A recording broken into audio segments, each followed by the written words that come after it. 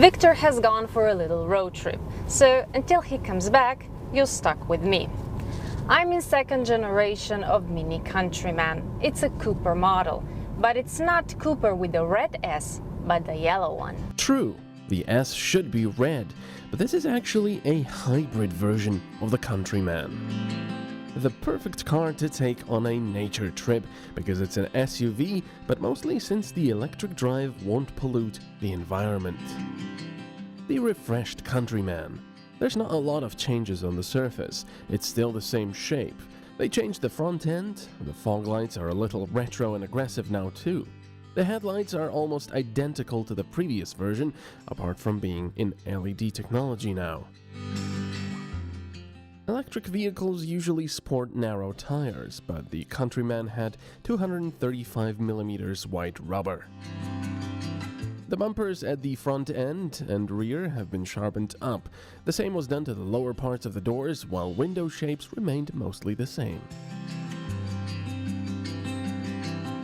The rear was refreshed, especially the brake lights.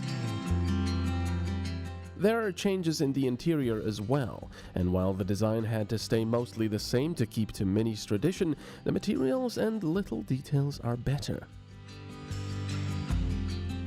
Two-zone climate control, which is nice. The car also offers a heated windscreen.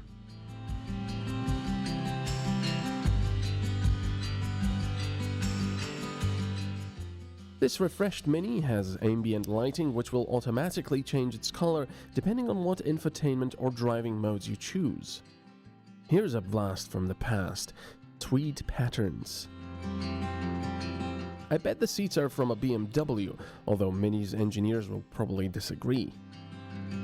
If you like your music, you will probably like the Harman Kardon sound system.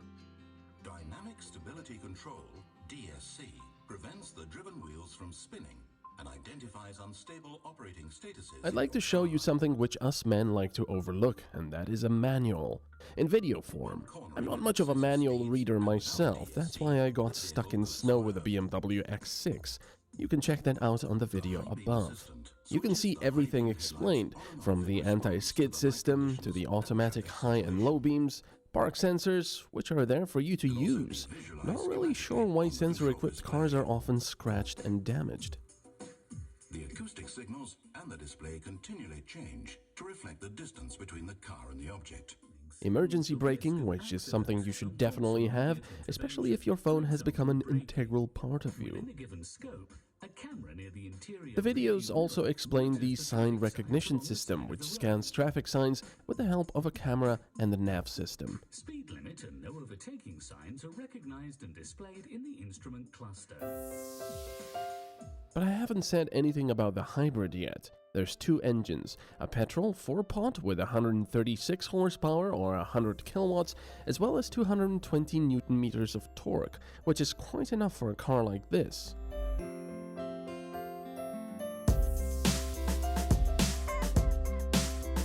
The fuel consumption is a little disappointing, with the car averaging 6.6 liters per 100 kilometers, while it showed 7.5 when we picked it up.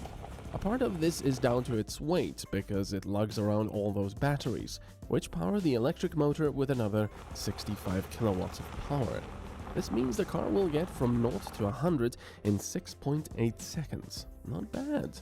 But even better because it will allow you to drive on electric power alone for 35 kilometers, or, if you're careful, close to 45 kilometers. You can imagine, since I'm a woman, I am not too good at car technology. So, to tell you the truth, I was quite scared before I started driving this car for the first time. But I was very surprised. It is so simple to drive. The car does everything by itself. Whether it's electricity engine or petrol engine, it is no problem at all. Also, if you are like me, doing about 30 kilometers every day, electricity will cover it all. So, the system works automatically.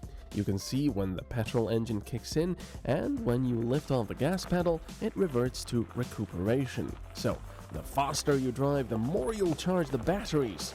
Well, not really, but regenerative braking will get you a few extra kilometers. Finally, should you buy the petrol or the hybrid? The price for the base model of the traditional one starts at 26,400 euros, while the hybrid jumps up to 37,000. A lot. I'm not sure. It's a relatively big car, while the hybrid system saves you some money on petrol, especially if your daily driving doesn't include more than 40 kilometers. That means less fuel burned, less of your money spent, and more trees saved.